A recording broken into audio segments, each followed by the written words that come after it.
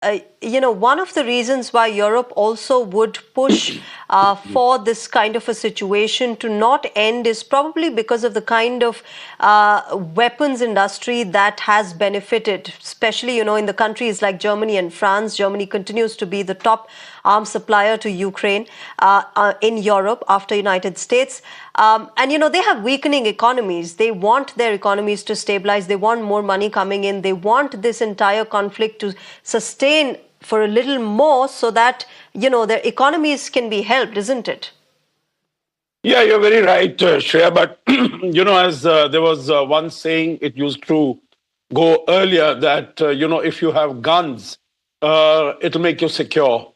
If you have, there's the battle between guns and butter. And if you have butter, it'll make you fat. So I think what is preferable at the moment, I agree with you, they don't have money. But, this is an existential threat because if America is moving away, if America is not going to give them support, we have seen that as far as France is concerned, it has always been in favor of charting an independent defense policy and not being so dependent upon the United States.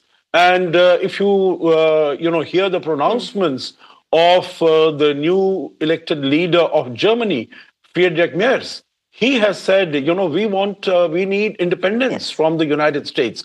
So I think it is coming to them. And as you showed also, that the United Kingdom is putting in more than 3% of its GDP into defense. So I think increasingly these countries will start doing it. I agree with you. It's not an easy choice, but there is no other choice that they have. These countries have their back to the wall. And if the United States has scant respect or, doesn't consider NATO to be relevant, if you remember in Trump 1.0, Trump had said this is NATO is brain dead. But of course, these countries will start spending more. It will take them some time. I don't, I'm not saying that if they start today, they will, be ready to face all security challenges within a year or 3 years or something. It will take them some time. But I think this message is very clear to them that they have to rely on themselves and they have the technology. I'm sure they just need to invest it. And we have seen how they have been able to do, Shreya, as far as energy is concerned. They were so heavily dependent, whether it is Germany or any of the other economies, how dependent they were on the United States. But everyone was saying that they are going to crumble with the first winter. But they have withstood all that and they have, I think, emerged stronger. So, and there are other sources. So I think they will dig in their heels and focus on becoming independent in the area of security and defense also. Yeah. Sure.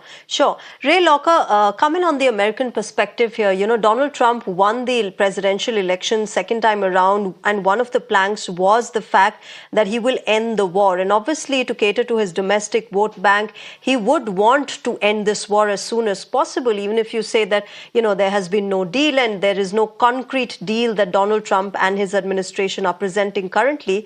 But that is one of the things that he's promised, and he goes on reiterating at various global fora. Yes, he has. And I think most people would like to see an end to the war. I certainly would.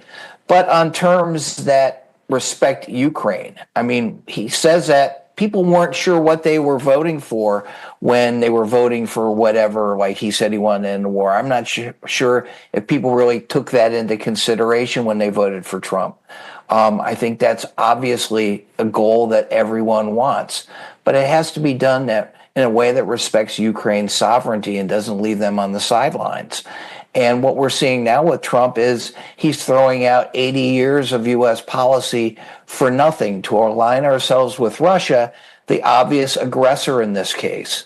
And as the ambassador mentioned, what we are seeing is Europe evolving over the last 3 years to kind of look out for itself because they can't count on the United States. And that's a terrible example to set.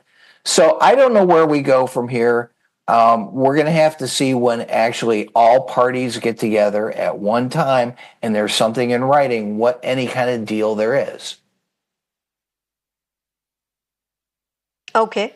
Okay, let's leave it there. Let's wait and watch how this really moves forward, whether Donald Trump is able to get through to a peace situation between Russia and Ukraine.